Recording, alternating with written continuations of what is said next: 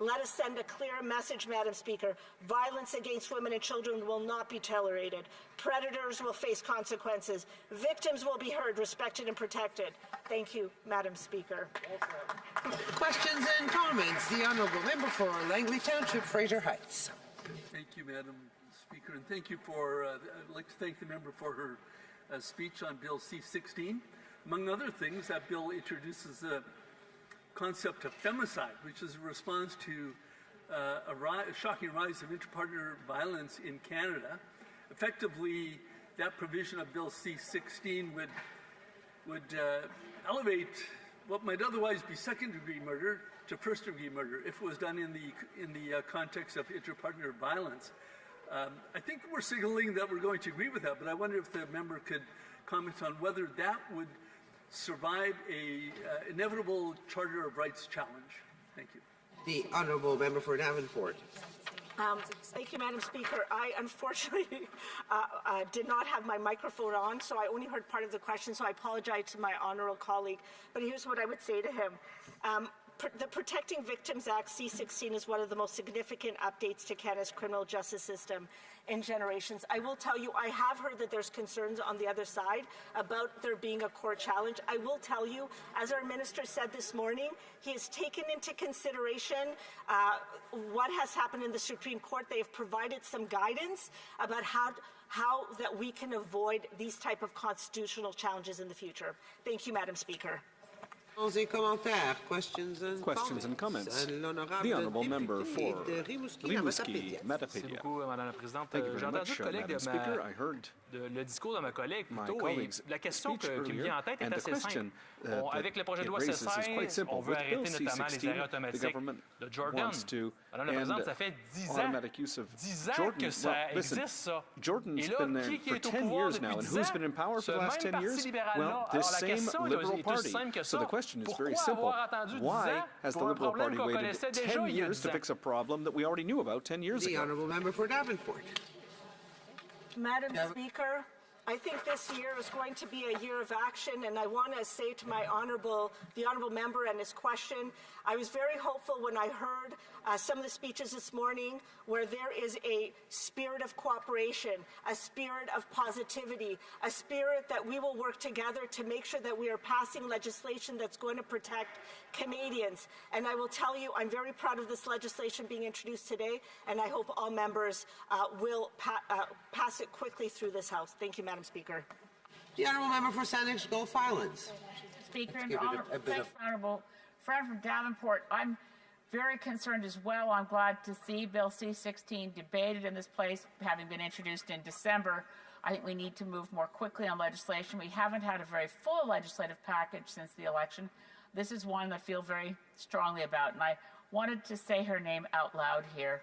One of the more recent victims of alleged intimate partner violence, her former husband, is awaiting trial. But I want to say the name of Laura Gover here, who died not long ago in Saanich.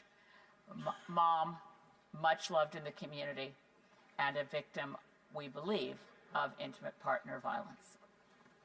The Honourable Member for Davenport. I want to thank the Honourable Member for her comments, and I think for recognizing this extraordinary woman. I'm going to also say something and repeat something that our minister said this morning after he gave the speech.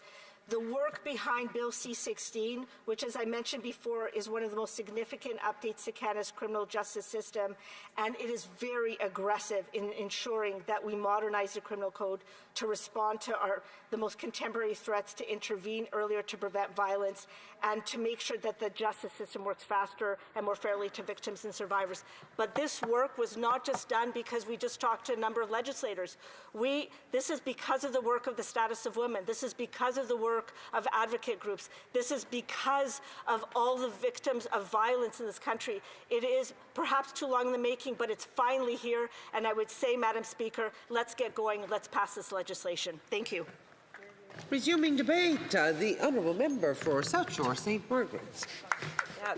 Thank you very much, Madam Speaker. I rise today in complete support of Bill C-16, the Protecting Victims Act, and to speak today on why this legislation matters so much and is profoundly important to people of Nova Scotia in my riding of South Shore St. Margaret's. I'm also going to speak today as a former educator and high school principal. So you all in this chamber can imagine some of the things that I've seen in my riding in regards to children. This bill represents one of the most significant updates to Canada's criminal justice system in generations. It is broad in scope, but its purpose is clear: to respond to modern forms of violence and exploitation, to intervene earlier, to protect victims and survivors, and to ensure our justice system works faster and more fairly. Bill C-16 does this through its 4 pillars: tackling gender-based violence and intimate partner violence, protecting children from predators, strengthening victims' rights, and addressing court delays. That work is urgently needed in Nova Scotia. Our province has some of the highest rates of gender-based violence in the country. Intimate partner violence, criminal harassment, and coercive control are persistent realities, particularly in rural and coastal communities that I help represent. In recognition of this, Nova Scotia became the first province in Canada to declare intimate partner violence an epidemic. That declaration reflected what survivors, advocates, and frontline workers have all known. This violence is systemic, patterned, and too often predictable. Bill C-16 meets that reality head-on. Under its first pillar, this bill takes decisive action to prevent violence before it becomes lethal. For the first time in Canadian law, it creates a new offense for a pattern of coercive and controlling conduct towards an intimate partner. Survivors have told us repeatedly that abuse is rarely about one single incident. It is about isolation, intimidation, surveillance, financial control, and psychological manipulation. These patterns strip away safely the autonomy long before physical violence appears. By naming coercive control as a criminal offense, Bill C-16 gives law enforcement and the courts a tool to intervene earlier when lives can still be saved. This bill also recognizes the severity of violence driven by control and fear by providing that murders committed in the context of coercive control, sexual violence, human trafficking, or hate, femicide, when committed against a woman, is now going to be treated as a first-degree murder. And even where traditional planning and deliberation are difficult to prove, this reflects the lived reality of many of the intimate partner homicides that are not spontaneous acts, but the end point of long documented patterns of abuse. This bill further requires courts to consider life imprisonment for manslaughter committed in those same circumstances. Mr. Speaker, these reforms closely align with the work being done on the ground by organizations like Be the Peace Institute in Nova Scotia. Be the Peace focuses on root causes of gender-based violence, unequal power, rigid gender norms, and systems that fail to center survivors. This trauma-informed approach, feminist and intersectional approach, reminds us that prevention requires structural change, not just punishment after harm has occurred. Bill C-16 reflects the same understanding by recognizing patterns of control, of exploitation as violence in their own right.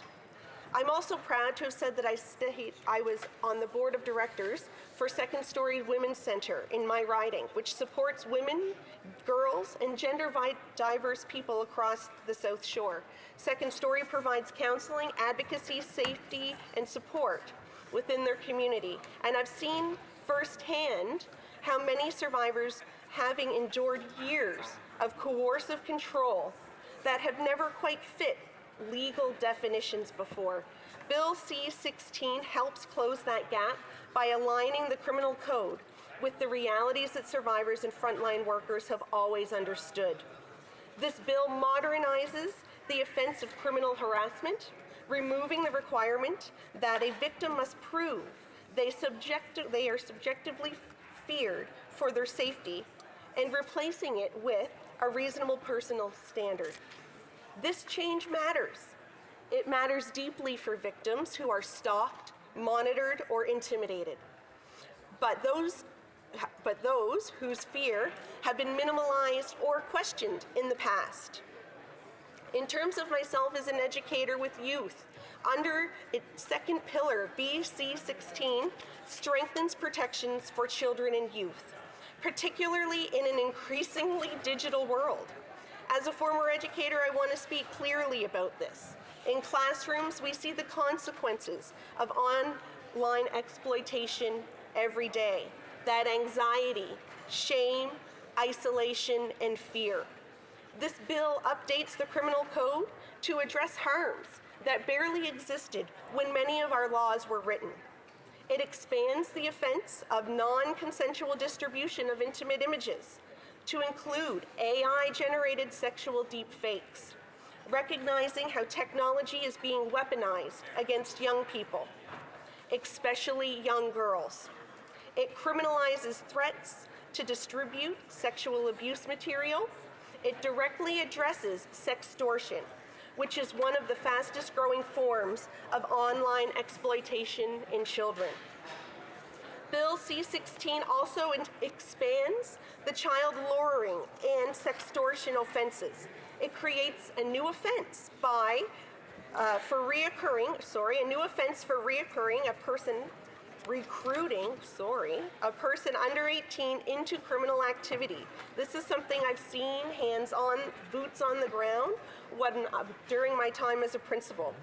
This bill seeks to strengthen mandatory reporting and data-driven preservation obligations for online service providers. These measures, Mr. Speaker, reflect how predators groom, manipulate, and exploit children today, often across multiple platforms and jurisdictions. The bill restores mandatory minimum penalties for child sexual offenses, while adding a safety valve clause to ensure constitutional fairness. This responds to years of legal uncertainty that weaken deterrence, accountability for the most serious crimes committed against children. The third pillar of Bill C-16 focuses on strengthening victims' rights. The bill enhances the Canadian Victims' Bill of Rights by affirming that victims' rights to be treated with respect, courtesy, compassion, and fairness. Fairness, a key word here. It provides victims with information proactively without requiring them to navigate complex systems or make formal requests.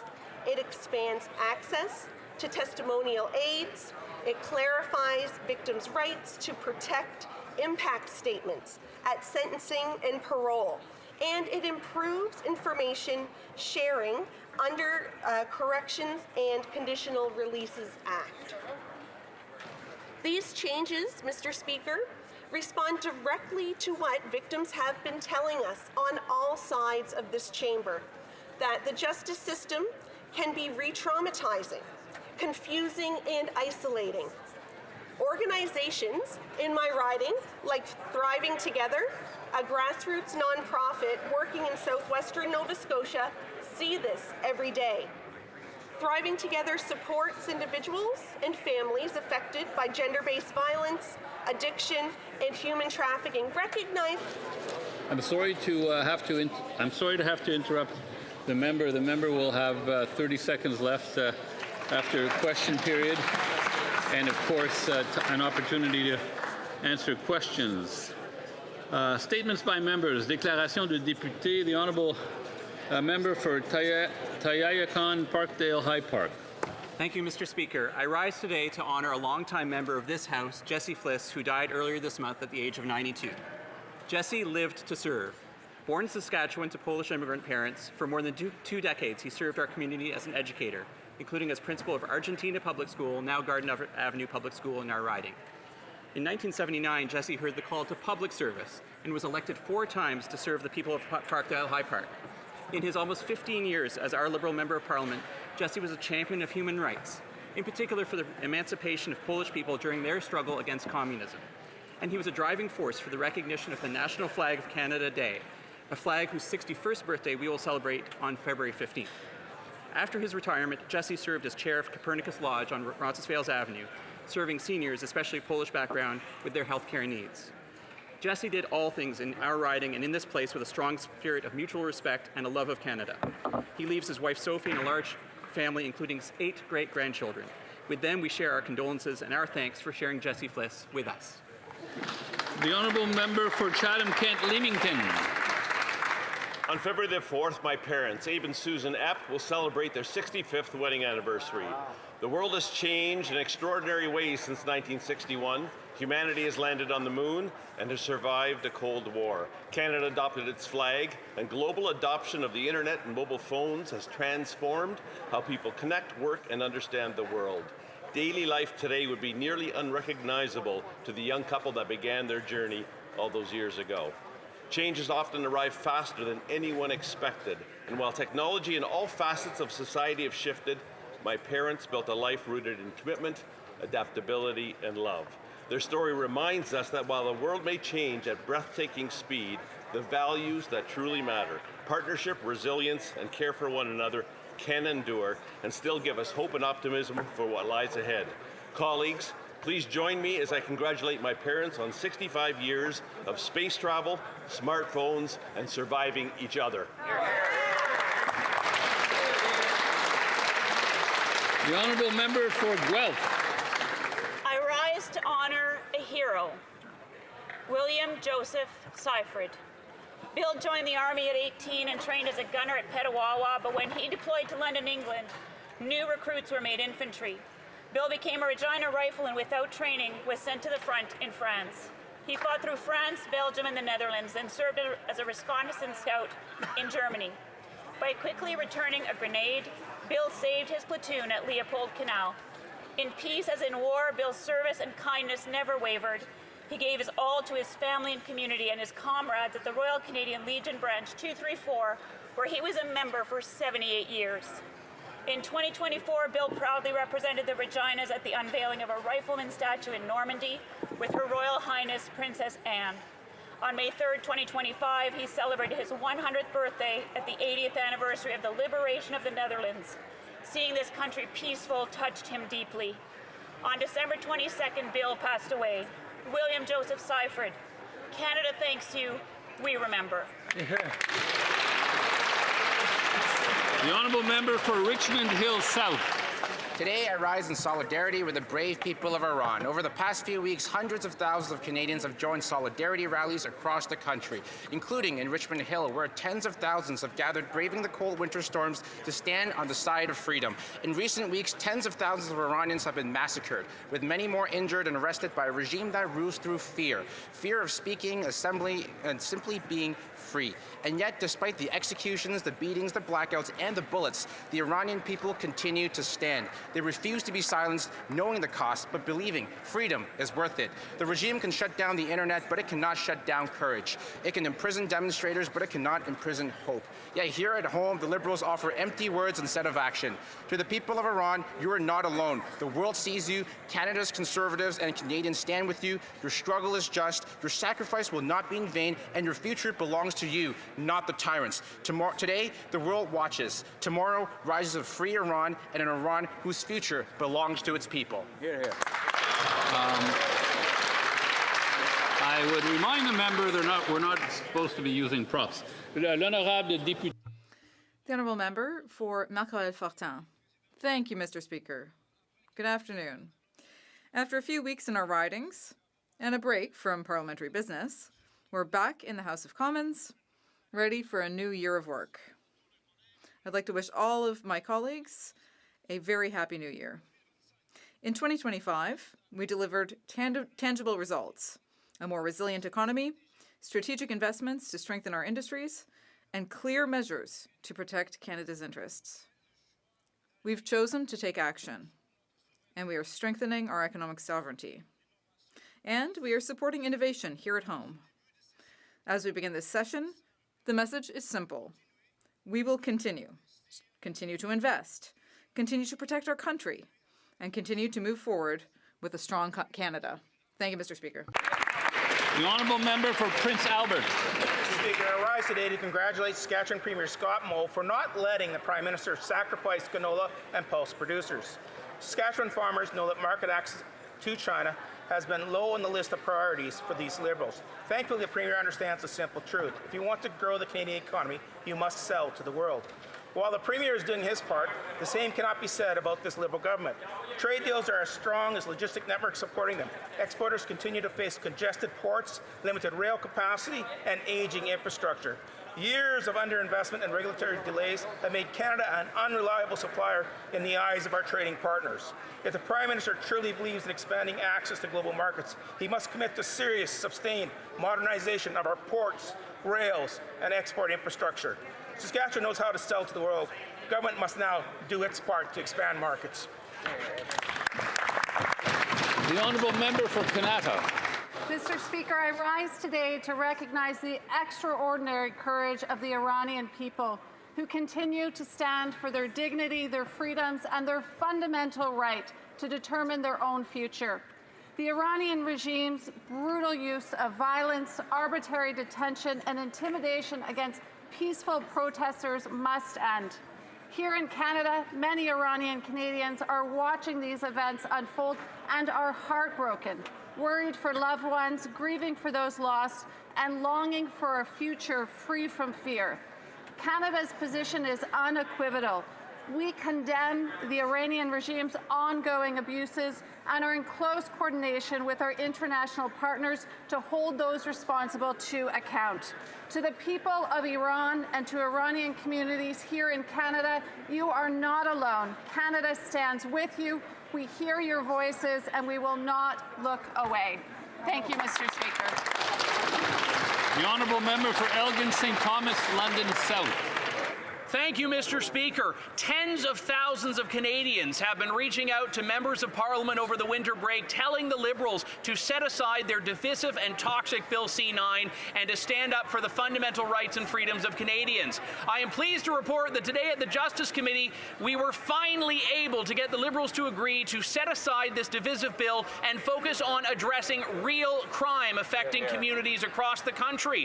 Canadians have been demanding real action, fixing the broken Liberal bail system, addressing the rise in car thefts and extortion, going after people that are wreaking havoc on streets in this country, not people who dare to express a religious belief the government finds objectionable. Conservatives stand ready as always and look forward to working to fix this broken justice system in Canada. I'm glad the Liberals finally joined us. The honourable member for La Pointe de l'Île. Mr. Speaker, Quebec lost one of its great patriots. Jean Dorion passed away after a lifetime devoted to the cause of Quebec independence. First, he was with the early independence party, RIN. Then he was a founding member of the Parti Québécois. Jean Dorion was chief of staff under René Lévesque, responsible for key issues such as immigration and enforcing the charter of the French language. He chaired the Société Saint-Jean-Baptiste in Montreal, where I had the honor of working alongside him. He represented our nation as Quebec's delegate to Japan, then as a member of the Bloc Québécois here in Ottawa. Jean Dorion fought for his entire life for our language and culture, and for a Quebec that would reach out to everyone. On behalf of the Bloc Québécois, I would like to offer my condolences to his wife, to his 5 children, and to all of the independence activists who are carrying on his fight to make Quebec a country. The honourable member for Honoré-Mercier. I rise today to welcome members back to this House and mark the beginning of the new year. We are living in a time of profound global uncertainty. International rules are being challenged, long-standing institutions are under strain, and we are witnessing the emergence of power vacuums and growing instability across regions. In moments like these, Canada must be clear about who we are and what we stand for. This House must come together above partisanship to defend the sovereignty and independence of nations. Mr. Speaker, residents in my riding of Honoré Mercier have been clear that Canada or Greenland or Denmark belong to them and to them alone. We must stand firm in defense of our sovereignty. Canada will always remain a proud independent nation because, as Prime Minister reminded us, we have the capacity to build our strength at home and to act together. And Canada thrives because we are Canadian. I call on all members of this House to act together to defend Canada's sovereignty. Thank you. The Honourable Member for Dufferin-Caledon. The Prime Minister recently flew to Davos, where he spoke to global elites at the World Economic Forum, and he said that a country unable to feed itself, fuel itself, and defend itself has few options. Here at home, Canadians need action, not carefully crafted speeches. Food inflation is up over 6%, and a record number of Canadians line up to use a food bank every single month despite those empty words. The Liberals fast-tracked Bill C-5 to get major projects built, and yet nothing has been built, and the hope of a pipeline is fading very fast. Our armed forces are under-equipped and are in the midst of a recruiting crisis after 10 years of woke Liberal policies. Talk is cheap, Mr. Speaker. Canadians deserve real action, not carefully crafted words for the elites at Davos. The Honourable Member for Milton East, Halton Hills South.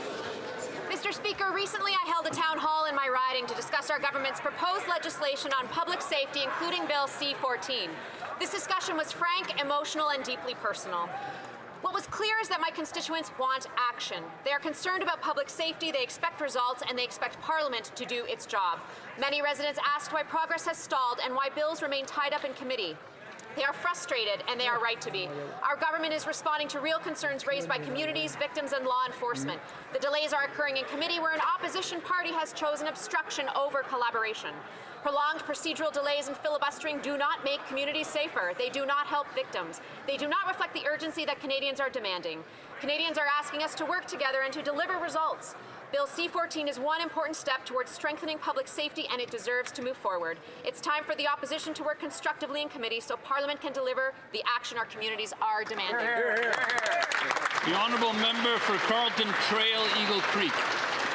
While the Prime Minister delivered her speech pointing out the gaps between rhetoric and reality on the world stage, the reality here at home is that Canadians can't eat speeches. Our food inflation is the highest in the G7, and the bill is in.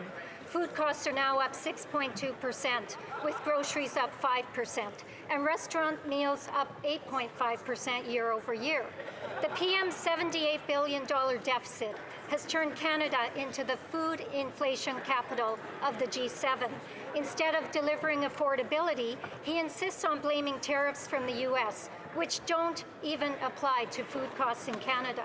A quarter of Canadian households are considered food insecure, with over 2 million people visiting food banks in Canada monthly. And now it is estimated that a family of 4 will pay $1,000 more this year to eat. One thing is clear, only Canada's Conservatives will put an end to Liberals' food inflation. L'honorable député. The Honourable Member for Longueuil-Saint-Hubert. Mr. Speaker, I'd like to wish all of my colleagues a good start to the new session. I took advantage of this break to return to my riding of Longueuil-Saint-Hubert to meet with businesses and community organizations. And everyone was very clear with us. They said continue to govern responsibly and coherently, even if that takes courage. They said, we're proud of you. Please continue the excellent work. And they said that to the Prime Minister. I would also like to take the opportunity to underline an unfortunate event. Last Friday, we learned that the former Member of Parliament, Jean Dorion, had died. He represented the riding of Longueuil-Pierre Boucher at the time, which is now Longueuil-Saint-Hubert. Regardless of political allegiance, we all recognize his commitment to public service. Thank you. Cloverdale, Langley City. Mr. Speaker, the Prime Minister has basically just admitted he's failing on affordability. It's so bad, he just had to announce another temporary boost to the GST credit. If prices were actually under control, Canadians wouldn't need another recycled Trudeau-era rebate to put food on the table. Canada now has the highest food inflation in the G7. Food bank use is at record levels, with millions of Canadians relying on emergency food just to feed their family. A tax rebate helps momentarily, but does nothing to address what is actually driving food costs. Carbon taxes on fuel and fertilizer, clean fuel standard, industrial carbon taxes built into every step of the supply chain. The Prime Minister once told Canadians to judge his government by the price at the grocery store, but his policies have failed miserably, and no tax gimmick can hide The honourable member for Cardigan. Mr. Speaker, I rise today to congratulate Canada's National Heritage Fair winners. Projects that highlight the curiosity and learning among our youth across this nation. One of the winning projects, by Cora Lukman, focused on women in farming. It celebrates the strength, the leadership, and the legacy of women in agriculture. Mr. Speaker, picture a young girl holding a bag of PEI potatoes, grown by her aunt in North Lake, packed by her grandfather just down the road, and sold by another aunt in Antigonish, Nova Scotia. This farm-to-table supply chain is rooted in family tradition that has sustained a seventh-generation farming family for over 150 years in PEI. Her grandfather summed it up best. He said, "My daughters are smart, they care about the land, and they work hard." That's what makes a good farmer. Today, 1 in 3 farmers in Canada are women. Wow. And more than half of all new farmers in Atlantic Canada are women. They're shaping the future of Canadian agriculture and inspire the next generation. Oral questions, questions orales. The honourable leader of the opposition.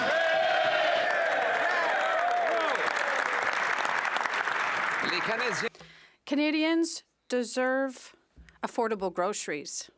But today, we have learned that food inflation in Canada is by far the highest in the G7.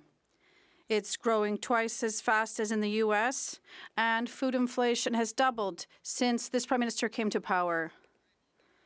These are, if it truly were external factors behind this, we wouldn't be the worst in the G7. When will the Prime Minister reverse his deficit inflationary taxes so that Canadians can have affordable groceries? The Honourable Minister of Finance.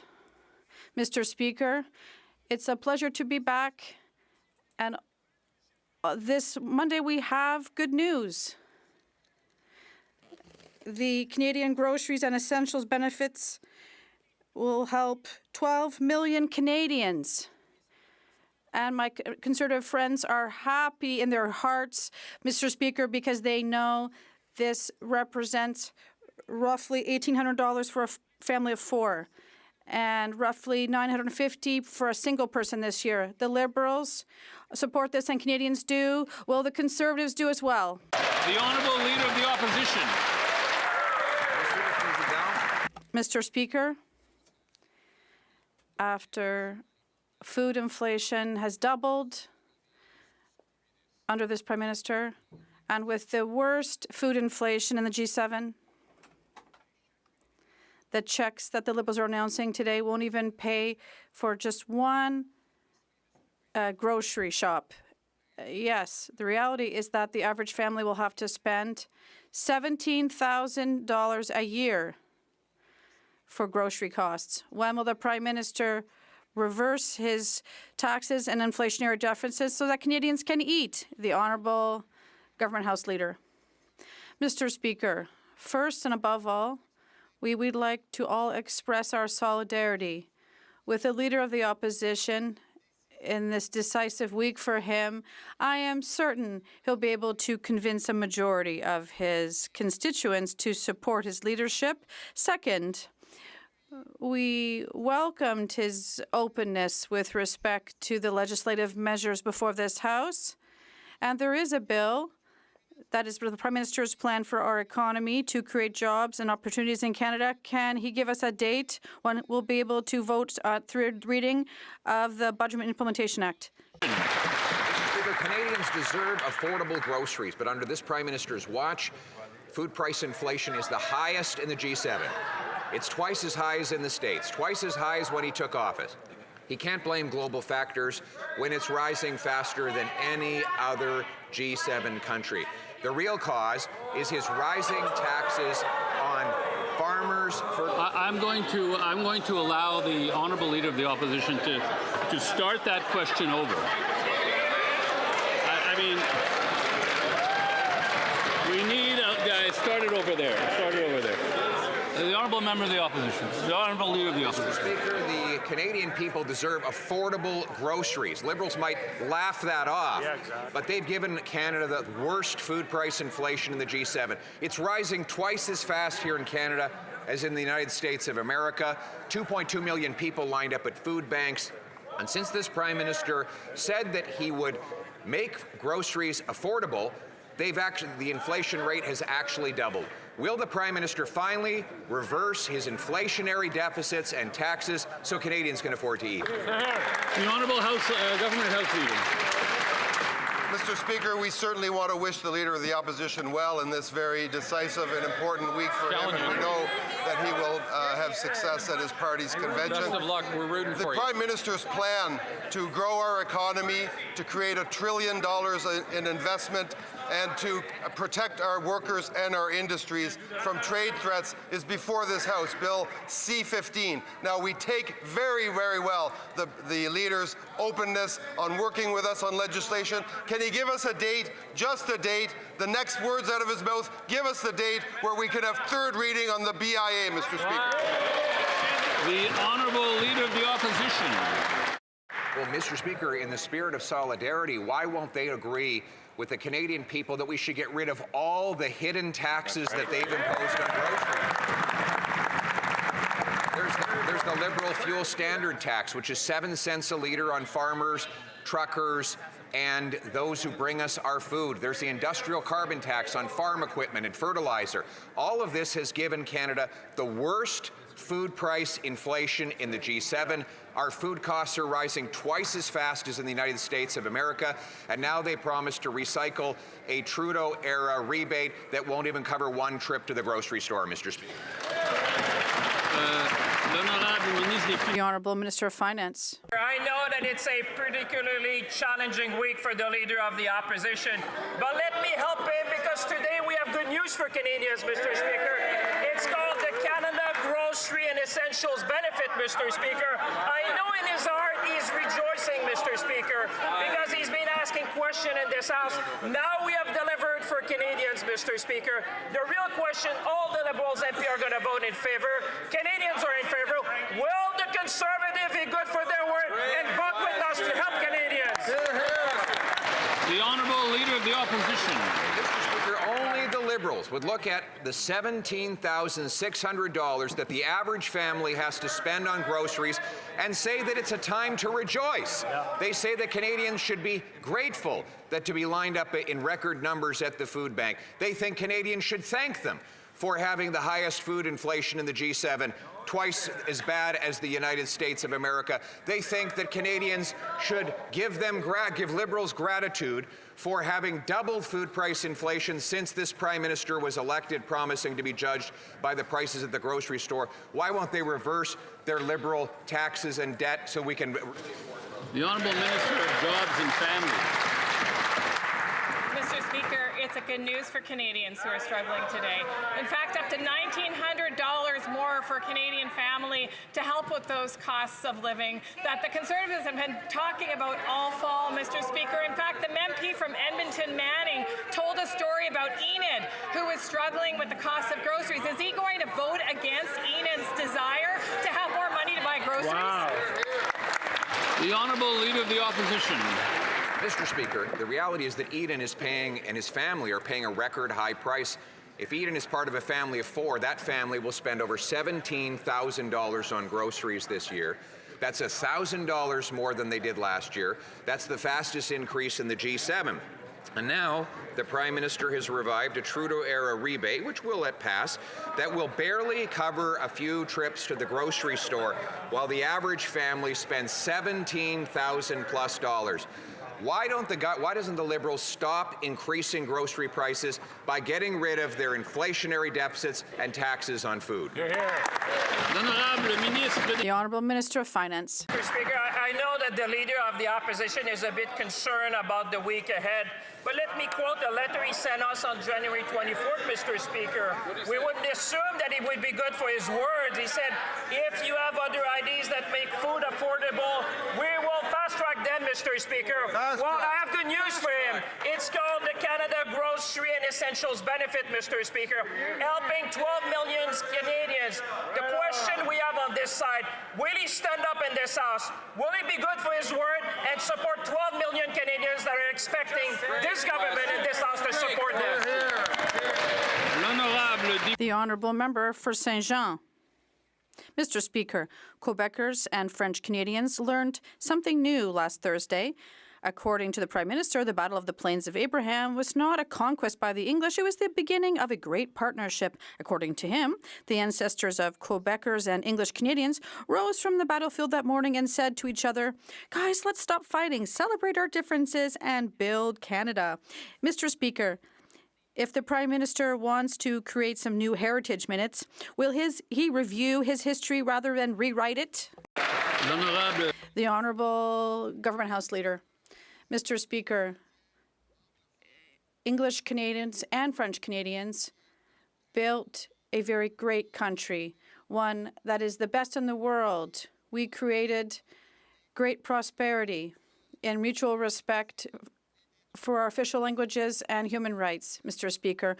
No one, not the Bloc, will minimize this accomplishment. Nevertheless, Mr. Speaker, we're going to continue to work with what concerns Quebecers, i.e. affordability, job creation, prosperity creation together, Mr. Speaker. The Honourable Member for Saint-Jean. Mr. Speaker, if you listen to the Prime Minister, when French was banned from being taught in the Maritimes, in Manitoba, in Saskatchewan, in Alberta, and in Ontario, it wasn't to erase us, no. It was to bring us together. When Quebecers were excluded from power and business, it was for their own good.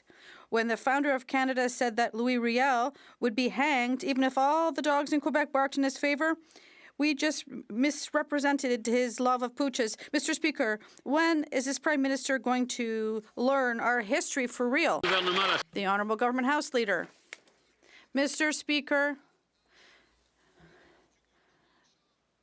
she's talking to a Government House Leader that is the proud ancestor of Scottish immigrants who studied in French in Prince Edward Island, who did his undergrad at the Acadian University in Moncton, and who lives his life in French, and who was elected 4 times in a riding that is 90% francophone. That is possible in Canada when we have mutual respect between Anglophones, and we've created the best country in the world. Vive le Canada. The Honourable Member for Saint-Jean. Mr. Speaker, a little reminder historically. There's a reason why these questions are being asked in a parliament here in Ottawa. It's because English speakers preferred to burn down the parliament in Montreal rather than compensate French Canadians who had their farms burned during the 1837 rebellion. What a terrible partnership. The Liberal lieutenant from Quebec defended the Prime Minister by saying that it was just a different perspective on history. Well, history is facts, not opinions. So instead of defending these alternative facts from the Prime Minister, will we teach him our history? The Honourable Minister of Finance. Mr. Speaker, I've noticed that my Bloc colleagues were talking about history, but I can tell you one thing that Canadians want to talk about and Quebecers want to talk about. That's talking about their city. Right now, those people in my riding in Quebec, they want a government that is building the future. They want investment and support for families because Quebecers' first priority is affordability. And today, we're showing up with the Canadian grocery benefit to put food on the table, will always be here to defend Quebec and Quebecers. Regina Capel. The Prime Minister asked to be judged on inflation on grocery prices. Well, food inflation has doubled to the highest in the G7 and has doubled the U.S. rate. This is a homegrown problem of high Liberal taxes on farmers, fertilizer and food processors, and rampant inflationary deficits. Today's recycled Trudeau-era rebate will barely cover one trip to the store for the average family. They now need to spend over $17,000 a year on groceries. It didn't work when Trudeau tried it. Prices kept rising. There's nothing in today's announcement that will make anything cost less. So instead of temporary measures, why not permanently scrap Liberal hidden taxes that drive up food costs? The Honourable Secretary of State for Financial Institutions. Mr. Speaker, while that leader focuses on hanging on to his leadership, we're focused on affordability for Canadians. Our new groceries and essentials benefit will help more than 12 million Canadians with food inflation. That's $1,900 for a family of four, Mr. Speaker. It's time for the Conservatives, it's time for Canadians to tell Conservatives to stop the obstruction. Let's build Canada together. Thank you. The Honourable Member for Regina Capel. Your plan didn't work for Justin Trudeau. I don't know why they think it will work today. And earlier today, the Prime Minister tried to blame inflation on global factors, but all the other countries in the G7 have lower food inflation than Canada. The Liberal fuel standards tax didn't invade us from another country. That already adds 7 cents a litre and is set to rise to 17. The industrial Liberal carbon tax didn't come from away either. Working families who can't afford beef know that today's announcement won't even cover one trip to the grocery store. So why not stop trying recycling failed Trudeau policies and adopt common sense Conservative measures to scrap Liberal taxes on food? The Honourable Parliamentary Secretary to the Minister of Natural Resources. Mr. Speaker, speaking of recycling, we've got the 2015 playbook here in 2026, and it's just not going to work. Canadians know that the environment, economy, trade, reconciliation, these are all related, and Canadians in Conservative ridings expect better than obstruction and speak and spell politics, where we get one of 5 answers to every problem. Listen, on this side, there's new programs for affordability, economic growth, building big things, and this is a big moment for this country. I invite the members opposite to join us to see the world as it is and to build Canada strong. The Honourable Member for Calgary East. Canada is first in the G7 for food inflation. Canada's food inflation is double the U.S. at 6.2%. Essentials like lettuce, beef, baby formula, and apples are all hit with Liberal inflation. Conservatives will fast-track any proposal that will reverse having the highest food inflation in the G7. That includes eliminating the industrial carbon tax, Liberal fuel standards, cutting red tape, and boosting competition. Will the Liberals introduce this immediately? The Honourable Minister of Agriculture Thank you, Mr. and Speaker. Agri-Food. Mr. Speaker, our government is focused on delivering support where it's needed. I can't understand why the opposition is so against that, Mr. Speaker. By taking action now, we're helping farmers manage essential costs, improving affordability, strengthening a more resilient food system, Mr. Speaker. 12 million Canadians are going to be affected by this, Mr. Speaker. It's going to help our domestic production, it's going to help our farmers and ranchers, and it's going to help our economy. Thank you, Mr. Speaker. Member for Calgary East. Giving Canadians the money back the Liberals took from them in the first place doesn't lower grocery costs. The Prime Minister can't blame global factors either, when all other G7 nations have lower food inflation than Canada does. Liberals raise taxes on farmers, fertilizer, food processors, all while doubling the deficit. Will the Liberals reverse these failed policies, or is having the highest food inflation in the G7 the only Liberal promise they're willing to keep? The Honourable Minister for Artificial Intelligence and Digital Innovation. Well, the party of no, Mr. Speaker, keeps standing in the way of bringing down the cost of living for Canadians. We're saying yes. Today, the groceries and essential benefit will give 12 million Canadians support to put food on the table, saving the average family of 4 almost $1,900 and the average individual almost $900. We're saying yes to supporting families. We're saying yes to making life more affordable. We're saying yes to real solutions. Why doesn't the party of no support Canadians and start saying yes as well? The Honourable Member for Leeds, Grenville, Thousand Islands. The Prime Minister said a country that can't feed itself, fuel itself, or defend itself has few options. And he's right. And Canadians are looking for the Prime Minister's words to match his actions. Now, tomorrow, Conservatives are going to introduce a motion to pass the Canadian Sovereignty Act. It's going to cut taxes and it's going to let investors invest and builders build. The question is very simple at this critical time for our country. Will the government say yes, and will they support the Canadian Sovereignty Act? The Honourable Government House Leader. Well, Mr. Speaker, there is a bill before this Parliament that lets investors invest, that lets builders build, and in fact attracts $1 trillion, with a T, trillion dollars of investment in our country that will protect our workers and build our industries. It is the Budget Implementation Act. Now, Canadians in Conservative ridings are telling us they want this Parliament to work, that they want to endorse the Prime Minister's plan to create growth in this country. Can that member give us a date, just a date, where we will have third reading and pass the Prime Minister's plan for prosperity in Canada? The Honourable Member for Charlesbourg-Saint-Charles. Mr. Speaker, the Prime Minister seems open to our proposal to move faster to help Canadians. That's fantastic. But he's also promised affordable groceries for Canadians. On this side of the House, we're eager to quickly pass proposals aimed at reversing food inflation, such as measures that stimulate competition in the food chain. Tomorrow, we'll table a motion to pass the Canadian Sovereignty Act. Will your government table legislation to reduce the cost of groceries? The Honourable Parliamentary Secretary. Mr. Speaker, I'm very happy to rise and wish everyone a Happy New Year. And it's already a good year for Canadians. Today, more than 12 million Canadians will see their purchasing power increase. That's what they need to face rising prices in grocery stores, greater purchasing power, and that's our objective. I hope my colleagues will support us in this action. I'd like to thank you, Mr. Speaker. The Honourable Member for Charlesbourg-Saint-Charles. Mr. Speaker, we already said we'd pass this, but we need to go further. And it's time to reward businesses and workers who build and invest in Canada, and we must protect Canadian innovation.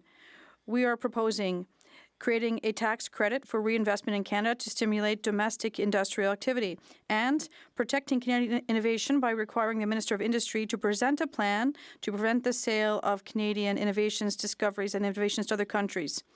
Will you support our motion and introduce a bill to this effect? Honourable Minister of Indigenous Services. Bonjour. Hello, everyone. Happy New Year, Mr. Speaker. We're working together on new measures to help families and to put food on the table. In my riding, a single mother of a family will see her purchasing power increase, and also there'll be new measures to help her buy shoes and pay for daycare after school. It won't just be helping people in my riding, but also it'll be the same thing on the other side of the House in their ridings. So I would ask them to work with us and inaudible. The Honourable Member for Drummond. Mr. Speaker, it was on a sunny day in September 1759 that the beautiful partnership between the French and the English began. This beautiful friendship, born on the plains of Abraham, would give rise to moments filled with affection: the ban on French in schools, the hanging of the Patriots, the Durham Report, the execution of Louis Riel, the Quebec City riot during conscription, the War Measures Acts, the Night of the Long Knives, and the failure of the Meech Lake Accord, and so on. Could it be that this Prime Minister is unfamiliar with the history of Quebecers and Francophones? He has no knowledge of it in Canada. The Honourable Minister of Canadian Identity and Culture. Thank you, Mr. Speaker. First, I'd like to wish a Happy New Year to the Bloc, or their militant arm of the Parti Québécois. Well, I think what bothers them the most is the Prime Minister's message was a national one. But I'd like to ask them a question. Did they ask permission from Mr. Plamondon to ask their question? Because he's going to move on to something else. He is having an argument with the bonhomme of the Quebec Carnival. You can't invent that. The Honourable Member for Drummond. Mr. Speaker, They're rewriting the facts. It's contagious and spreading through the entire Liberal caucus. And according to the Prime Minister, Montcalm declared on his deathbed, "I die disappointed because I will not live to see the surrender of English in Quebec. The truth is that we were conquered, and since then the federal government is just trying to keep us in line. But the Prime Minister has chosen to rewrite history, assuming that Quebecers do not know it. And instead of spouting nonsense about the Plains of Abraham and insulting our intelligence, what is the Prime Minister waiting for? To pick up a book and learn a bit more about Quebec. It's about time." The Honourable Government House Leader. Mr. Speaker, Quebecers have been telling us out loud to work on affordability and help them make ends meet at the end of the month, to take efforts on rent, on lodging, and to protect our industries such as softwood lumber, aluminum, and in general, to prevent them from tariff threats in a very complex world while still protecting their culture and language, Mr. Speaker. And that is what the federal government and the Liberal Party are doing this year. The honourable member for Long Range Mountains. Mr. Speaker, Stats Canada confirms what Canadian families already know at the checkout. Food inflation has jumped by 6.2% in the last year. Grocery prices are up 5%, and Canada now has the highest food inflation in the G7. Newfoundland and Labrador has the second highest food inflation rate in the entire country, and higher transportation costs mean local families are hit even harder. Conservatives are ready to fast-track measures to bring food prices down. So will the government eliminate the industrial carbon tax and the 17 cents a litre fuel standards tax so Canadians can afford the basics? The Honourable Minister of Fisheries and Oceans. Speaker, and I wish the member opposite, the opposition member from Newfoundland and Labrador, Happy New Year. And I want to just give a couple of stats. The Canada Groceries, an essential benefit, specific for our province. A family of 4 this year will get over $1,890, and then the next 4 years, $1,400 a year. A single person, $950 with the top-up, and then $700 going forward. Her constituents are telling me they want action, stop the obstruction, and work for the people.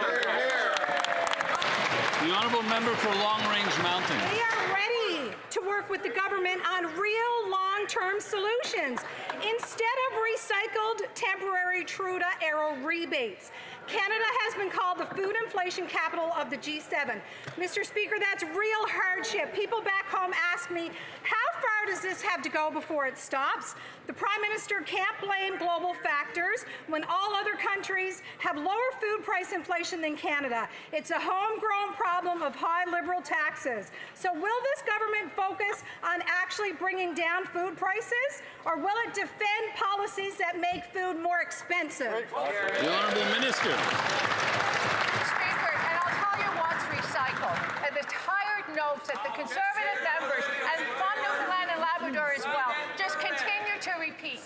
The point is they consistently vote against support that help families, help the people that they talk about in their ridings, that I hear from, that want them to support. Stop the nonsense, work together, and let's grow Canada. The member for Cambridge. Mr. Speaker, Canada is now the inflation capital of the G7. Food prices are rising faster than families can keep up, twice the rate of the U.S. And recycled Trudeau-era rebates do not fix the problem. Canadians can't eat the paper on which this Prime Minister's empty promises are written. Restaurants are being squeezed out of business with higher food costs, and Canadians are cutting back because they can't afford to eat.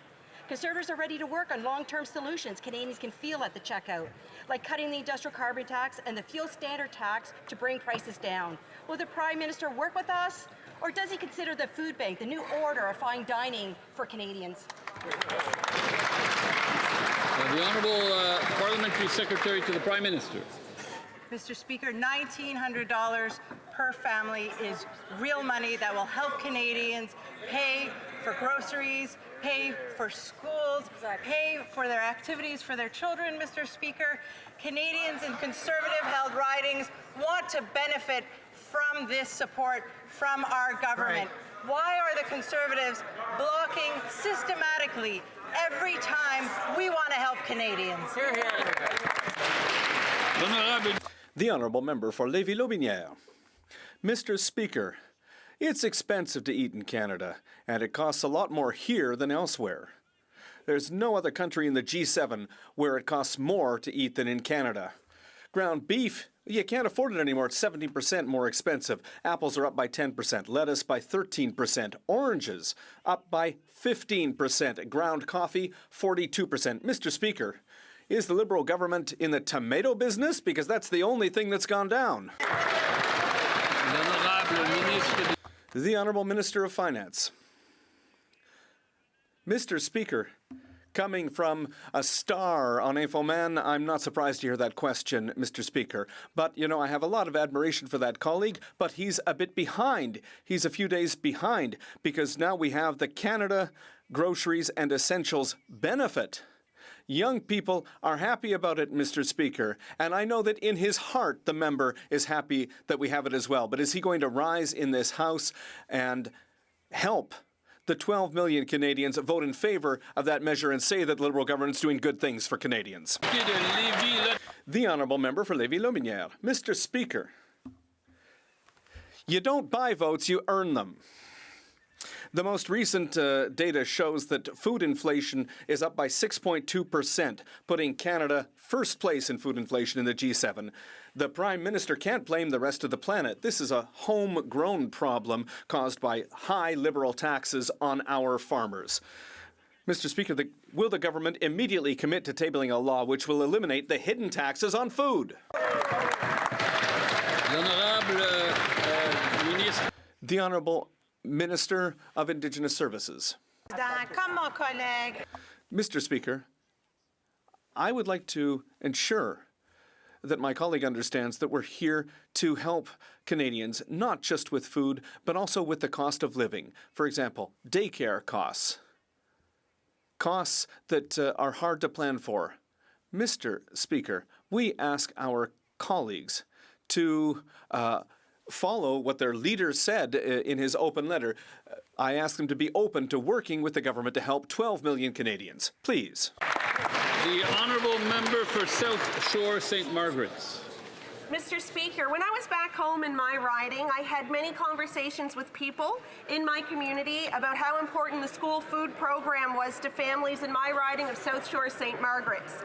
Can the Minister of Environment, Climate Change and Nature please update the House on how the government will deliver real, near-term relief for Canadians facing higher costs of living? Thank you. Minister of Environment, Climate Change and Nature. Thank you, Mr. Speaker. And I think it's great because the member from South Shore St. Mark's can be able to go back home this weekend and talk to families about the Canada Groceries and Essentials benefit. That is going to help a family of four with almost $1,900 a year. That's going to help over 12 million people right across the country. It's her hard work that's delivering these results. Not only that, we have made the National School Food Program permanent, the dental benefit supporting families, Canada Child Care, and the Canada Child Benefit. There's such a long list. I could go on forever. We're going to continue working for Canadians. The Honourable Member for Bellechasse-les-Etchemins-Lévis. Eating healthily has become a luxury, Mr. Speaker. The numbers hurt. The price of beef is up by 16.8%, lettuce 12.8%, apples 10%. Under this government, preparing a simple salad has become a major investment, Mr. Speaker. Even coffee's 41% more expensive. When will the government stop taxing our farmers and our truckers? And will it commit today to cutting the industrial carbon tax and the tax on fuel standards? The Honourable Minister of Health. Well, I would like to thank my colleague for her question. And as Minister of Health, I absolutely want Canadians to eat well. And that is why we've put in place this measure today that will give Canadians more money in their pockets to help them get through these difficult times. So, as I was saying, in my riding, a family of four needs this help, and they'll receive almost $1,900 this year. So we are taking measures to help Canadians transition through this difficult time. The Honourable Member for Bellechasse, Saint-Germain-Lévis. Mr. Speaker, the Liberal announcement this morning is just a Band-Aid. It's not a real solution for the 2.2 million Canadians who are going to continue to go to food banks. Canada has the highest food inflation in the G7 because of Liberal taxes. And it's killing local businesses. 7,000 restaurants closed in 2025. 4,000 more will probably close this year. Will the government eliminate the tax that is making transport more expensive and making food more expensive? The Honourable Secretary of State for Youth. Thank you, Mr. Speaker. We are helping Canadians with the cost of living by reducing costs with a rebate of almost $1,900 for a family of four. That's on top of other investments like the tax cut for 22 million Canadians and a savings of $800 for children with young kids who benefit from the school food program. We're there to help Canadians and families go forward. The Conservative Party should stop with these games of obstruction in Parliament and support these initiatives. Honourable Member for Oshawa. Mr. Speaker, if we judge the Prime Minister by prices at the grocery store, as he said, he's failed. Canada's food inflation now sits at 6.2%, the highest in the G7. Conservatives are ready to fast-track real relief by scrapping the industrial carbon tax, eliminating the ever-increasing fuel standards tax, boosting competition in grocery stores, and cutting red tape for farmers. When will the Prime Minister stop offering Band-Aid solutions and work with Conservatives to bring food prices down once and for all? Well said. Well said. Secretary of State for Sport. Thank you very much, Mr. Speaker. The Canadian Groceries and Essentials benefit will put food directly onto the tables of hardworking Canadian families. And not just a few, Mr. Speaker. We're talking about 12 million Canadians, Mr. Speaker. But only Conservatives are willing to stand in the way of affordability for families that need a little bit of help, Mr. Speaker. This Liberal government has the backs of Canadians. Well, that Conservative leader turned his back on helping Canadians a long, long time ago. Now, Mr. Speaker, I know that Conservative leader is obsessed with his grip on power right now and probably can't focus on much else. But if he could focus on what Canadians need and helping them out at the grocery store, we could use his vote. Thank you very much, Mr. Speaker. The Honourable Member for Oshawa. Mr. Speaker, enough with the temporary and recycled Trudeau-era rebates, and enough with blaming global factors when all the other countries have lower food price inflation than Canada. Yep. This is a homegrown problem, and we need long-term solutions. My recent visit to Simcoe Hall Food Bank with the Conservative leader was yet another reminder that more working families are struggling and visiting food banks. Will the Prime Minister stop treating the House of Commons as the House of Elites and finally work with Conservatives to bring food prices down for Canadians? The Honourable Secretary of State for Sport.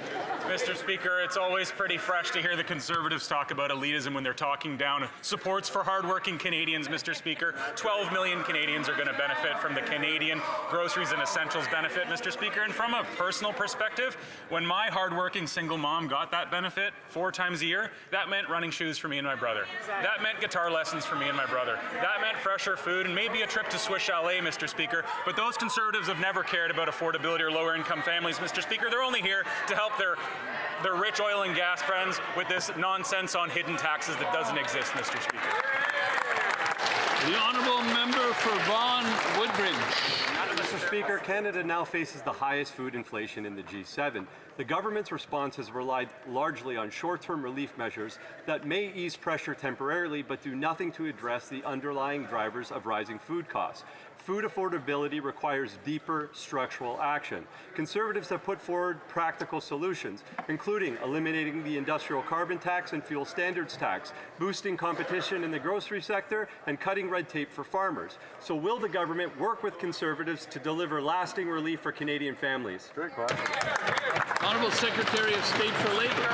Day one our focus has been on lowering costs for families and putting money in their pockets. Today's announcement of the new Canada Groceries and Essentials benefit will give Canadians the relief they need. But more than that, Mr. Speaker, we have delivered a tax cut. We have protected the Canada Child benefit and grew it.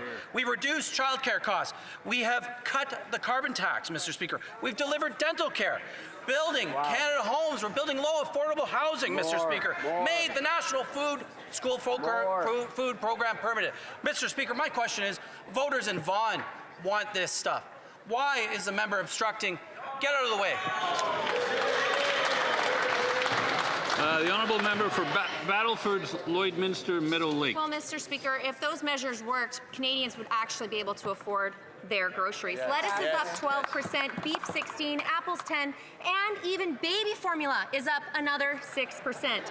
After 10 years of Liberal inflation and taxes, Canada now leads the G7 with the highest food inflation. Conservatives are ready to fast-track solutions. Eliminate the industrial carbon tax, cut the fuel standards tax, boost grocery competition, and cut red tape for farmers. Will the Liberal government introduce legislation to implement these solutions and to work with us to finally lower the price of food for Canadians? The Honourable Secretary of State for Northern and Arctic Affairs. Go ahead. Thank you very much, Mr. Speaker. I'm not sure which Saskatchewan people that member is speaking with, Mr. Speaker, but the Saskatchewan people that I'm speaking to, they talk about the $10 a day daycare. They talk about the reduction of GSTs on home. They talk about the school food program. Now they'll talk about the Canada Groceries and Essential benefit, $11.7 billion that'll help many Saskatchewan families, Mr. Speaker. Saskatchewan families don't ask for much, just a fair shot and some breathing room at the end of the month, Mr. Speaker. Honourable member for Oxford. Liberal laws ended mandatory jail time for extortionists and released repeat violent offenders back on our streets. Since then, violent crime has doubled and extortion is up over 350%. Businesses, media studios, and homes are being shot at. Literally, we're seeing bullets fly through the bedrooms of our children. Canadians are terrified, and they feel like they're the ones on house arrest while the criminals walk free. So when will this Liberal government stop making excuses, work with us, take action, and protect Canadians? The Honourable Minister of Public Safety. Mr. Speaker, at the outset, let me just thank and congratulate the members of the RCMP for their work in the arrest of Ryan Wedding in collaboration with the FBI, Mr. Speaker. Ryan Wedding was the #1 wanted person in the United States, and this is the type of collaboration that law enforcement in Canada, working with the United States, can achieve. To the member's question, Mr. Speaker, we have 6 bills in front of the House that deal with public safety. The obstruction of the Conservative Party in passing not a single one of them is atrocious, Mr. Speaker. I invite this member opposite to pass these bills today. The Honourable Member for Mission Matchsquee Abbotsford. Mr. Speaker, extortion cases are exploding, and it's a full-on crisis. In Surrey alone, police are responding to more than 1 case a day. Families and small businesses are terrified. Truckers are feeling the heat, and people feel abandoned by Justice Canada. After years of Liberal promises, the results speak for themselves. Crime is up and criminals walk free. Bill C5 and C75 strip mandatory minimums and entrench catch and release policies. When will this government work in good faith with the Conservatives to eliminate mandatory minimums for extortionists and repeal the catch and release laws that are hurting our country? The Honourable Minister of Justice. Mr. Speaker, it is easy to make mistakes when you read a question that was handed to you from your party's whip, rather than actually do research to understand the facts on the ground. If the honourable member actually surveyed the statistics on violent crime in Canada, he would see the last 2 years there has been a reduction of crime in this country. The bills he points to actually made it harder for someone to get bail if they were charged with offences touching on intimate partner violence, and made house arrest impossible for serious charges, including advocating genocide, torture, and murder. Mr. Speaker, we have put forward a plan that is going to treat violent repeat criminals with serious laws that help protect communities against crime. I hope the Conservatives. The Honourable Member for Abbotsford South Langley. Mr. Speaker, since January 1st, there's been a minimum of one extortion case every single day in the Lower Mainland. Wow. These are real consequences of the Liberals' failure to take crime seriously. Families and businesses across Abbotsford and Surrey are terrified, and entire communities are living in fear. It's time for the Liberals to fix their soft on crime laws that have failed to keep innocent Canadians safe. When will the Liberals stop delaying, finally work with us, and restore mandatory minimum for extortionists and repeal their catch and release laws C5 and C75? The Honourable Secretary of State for Combating Crime. Mr. Speaker, in Canada, someone who commits extortion can serve up to 25 years in prison. That's right. We have the laws in place, Mr. Speaker, but we're going to improve on those laws. That's why we've put forward a bail and sentencing reform. I'm glad to see that it's progressing through committee. But one law, in fact, Mr. Speaker, that can really help in these cases is lawful access. It was the second bill we presented in this House. The Conservatives have been obstructing it all along.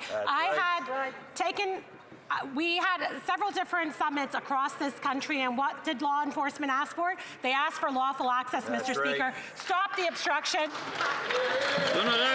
The Honourable Member for Beauport-Limoilou. Mr. Speaker, in Beauport-Limoilou, as across the country, the cost of living is too high for many families. Our government has already taken concrete steps, such as cutting the consumer carbon tax, putting in place a tax cut for 20 million middle-class Canadians, and cutting the GST for first-time homebuyers. But we know that we can and should do more to help Canadians deal with inflation. Can the Minister of Finance please inform this House of concrete measures that we are taking to support families in Beauport-Limoilou and across the country? No. The Honourable Minister of Finance. Mr. Speaker, I'd like to thank my colleague for that excellent question, because he's really shown Canadians all of the measures that we've taken to help people. And today, Mr. Speaker, it's 12 million Canadians across the country who can celebrate because we've put in place the new Canada Groceries and Essentials benefit. Mr. Speaker, this is going to make a real difference for families. It's going to allow the mom of a single family, to buy food, clothes for her kids. It's going to help Canadians across the country. We're always going to be there to help Canadians, and we're always going to build strong communities. Island Powell River. Mr. Speaker, last week was a devastating one for forestry workers and their families on Vancouver Island. Just outside Port McNeill, the Atlee chip plant announced it would be permanently closed. Curtailments announced in Ladysmith and Saltaire, and at the iconic Chemainus sawmill where my grandfather worked for 20 years. These were good-paying jobs, the type that built communities up and down Vancouver Island and right across BC. This government promised to stand with these workers, to have their backs. Instead, mills keep on closing, workers laid off. When will this government's actions and results finally live up to its rhetoric and its words? Hear, hear. The Honourable Parliamentary Secretary to the Minister of Natural Resources. Well, thank you, Mr. Speaker. This government stands with forestry workers. We've announced $2.5 billion in supports. We have a task force active right now looking at additional supports. I was in Prince George last week. Members in Conservative ridings want results. And I want to tell you a little bit of a story, Mr. Speaker. Last time we talked about this in the House of Commons, we got suggestions from the NDP. We put them into effect. We got suggestions from the Bloc. We put them into effect. We got no suggestions from the Conservatives. We want their help. We want to support this sector. We're tired of hearing noun, verb, and no solution every time these guys open their mouth. The Honourable Member for North Island Powell River. Here's a suggestion, Mr. Speaker. Drop the ideological 30 by 30 that stops forestry workers from doing their job. Good job.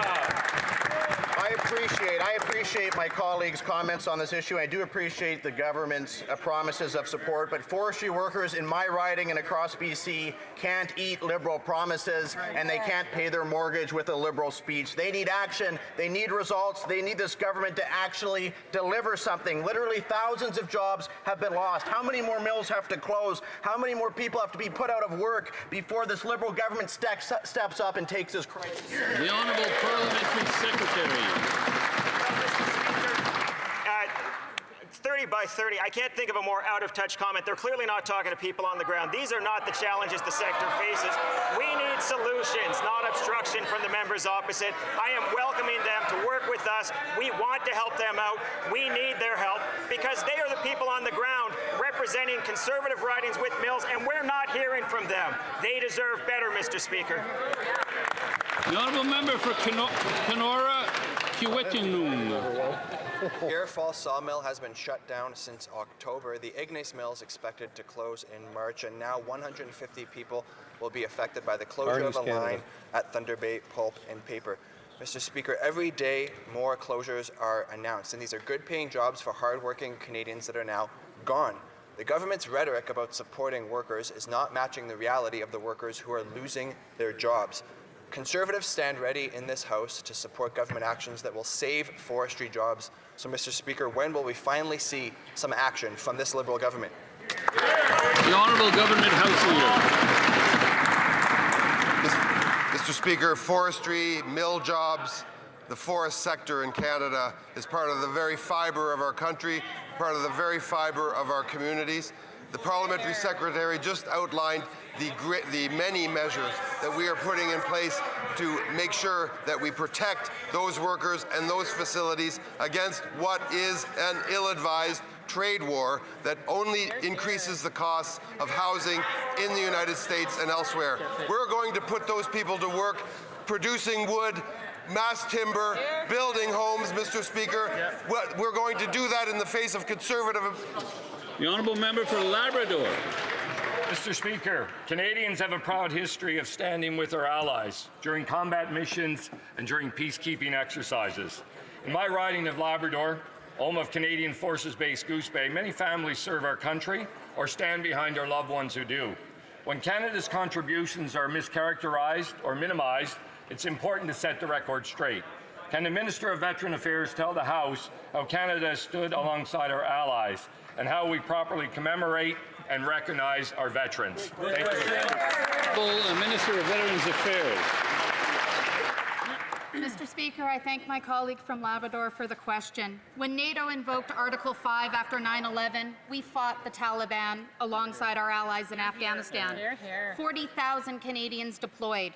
158 CAF soldiers made the ultimate sacrifice. 30 Canadian soldiers received the U.S. Bronze Star for their bravery. The Canadian Armed Forces have and continue to make invaluable contributions around the world. As a nation, Canada will always stand with our allies, including the U.S. As Canadians, we stand behind the women and men in uniform who serve.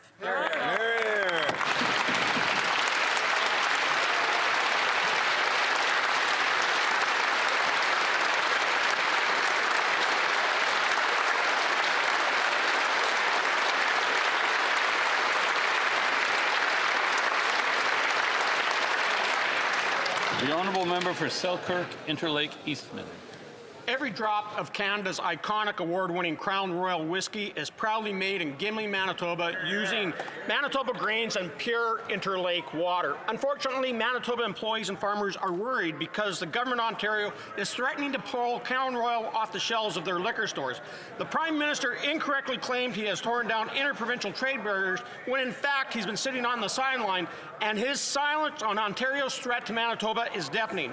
Will the Liberals stand up for Canadian jobs and pass the Conservatives' Canadian Sovereignty Act to remove barriers to interprovincial free trade? The honourable Minister responsible for Canada-U.S. economic relations. Mr. Speaker, I want to begin by wishing colleagues, of course, a Happy New Year, and particularly our friend from Manitoba who just asked the question, to thank the Conservative Party for their support last June in passing federal legislation in this House, Mr. Speaker, which did exactly that, eliminated all federal barriers to interprovincial trade. Now, Mr. Speaker, the challenge is to work with our partners in the provinces.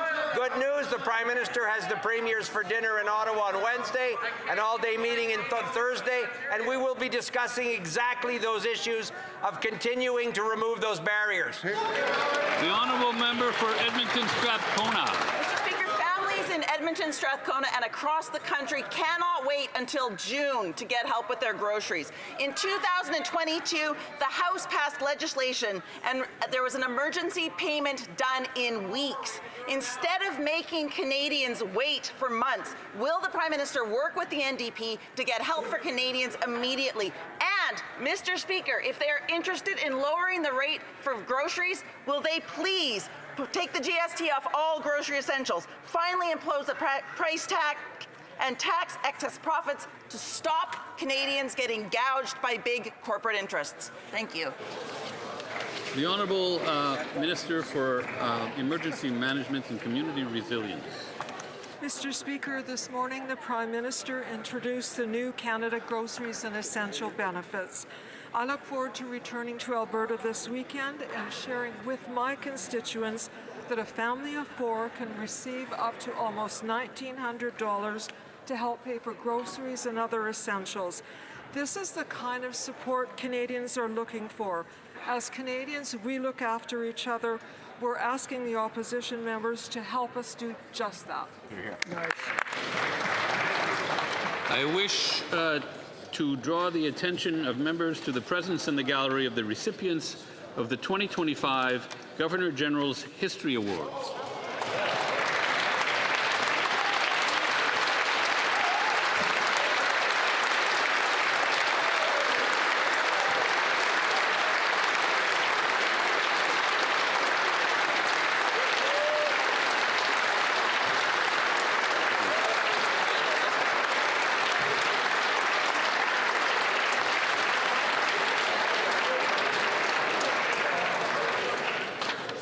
Thank you. We'll take a We'll take a moment to allow members to who have to leave quietly. Et après ça, on poursuivra avec. And after that, we will continue with the daily routine of business.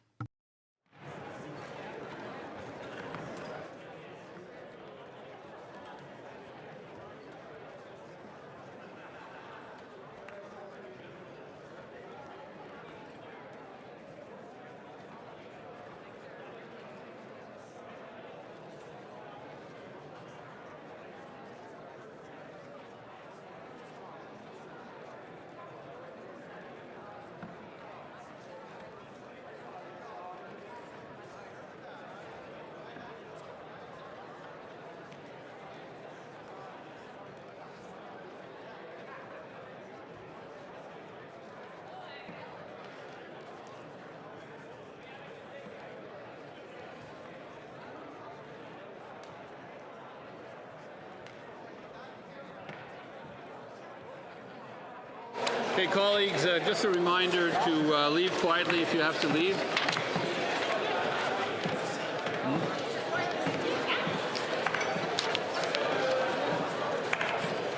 Okay. Okay. Daily routine of business. Tabling of documents. The Parliamentary Secretary to the Leader of the Government in the House of Commons. Yes, thank you, Mr. Speaker. I'll have 2 tablings. First, Mr. Speaker, pursuant to Standing Order 36.8a, I have the honour to table in both official languages the government's responses to 152 petitions. These returns will be tabled in an electronic format. Then the second tabling, Mr. Speaker, it's with pleasure, pursuant to subsection 49, bracket 1 of the Official Languages Act and Standing Order 111.1, I have the honor to table in both official languages the certificate of nomination for the biographical notes for the proposed appointment of Kelly Burke as the Commissioner of Official Languages for the term of 7 years. I request that the nomination and biographical notes be referred to the Standing Committee on the Official Languages, Mr. Speaker. Bravo. Dépôt de projet de loi émanant.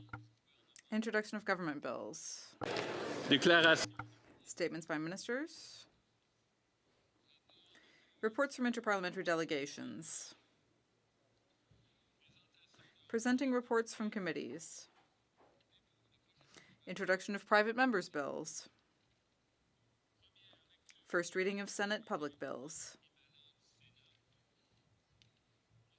Motions. Presenting petitions. Member for Mission Matsqui Abbotsford. Today I rise on behalf of Mission Matsqui Abbotsford to table 2 petitions. The first is in memory of Mr. Darshan Saucy. Daylight shootings, murders, and violence underscore a broader public safety crisis in the Fraser Valley and Lower Mainland.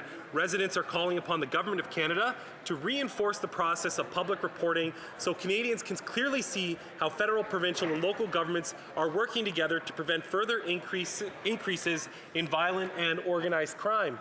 The second petition I present today is calling for an alternate location to a supportive housing project planned for Martin Street across from the Abbotsford Traditional School. Throughout the process, there has been a lack of transparency, public input, and considerations for alternate locations, nor has a disclosure of plans been provided by BC Housing. Petitioners are calling for the Government of Canada to cease all funding to BC Housing until they find a more appropriate location, not beside a school. Thank you, Mr. Speaker. Hear, hear. Honourable Member for Peace River Westlock. Thank you, Mr. Speaker. Mr. Speaker, I'm proud to stand up today to present a petition signed by residents of Canada who are concerned about the Liberal bloc amendments to Bill C-9 that could be used to criminalize passages from the Bible, Quran, and Torah and other sacred texts. The state has no place in deciding what religious texts are proper for each faith community. Freedom of expression and freedom of religion are fundamental rights that ought to be preserved, and therefore the petitioners are calling on the Liberal government to protect religious freedom and uphold the right to read and share sacred texts and prevent government overreach into matters of faith. Thank you, Mr. Speaker. The Honourable Member for Central Newfoundland. Mr. Speaker, our small craft harbours are the trans-Canada highways of our fishing industry. For the last 20 years, the budget for small craft harbours, capital funding, has remained at $90 million, and it needs to be doubled at least. So we call on the government to live up to its election promise to increase small craft harbour funding, and I'm presenting this petition on behalf of the coastal communities that rely on our small craft harbours. Thank you, Mr. Speaker. The Honourable Member for Abbotsford South Langley. Speaker, I rise for the 5th time to table a petition on behalf of the residents of Abbotsford South Langley on extortion.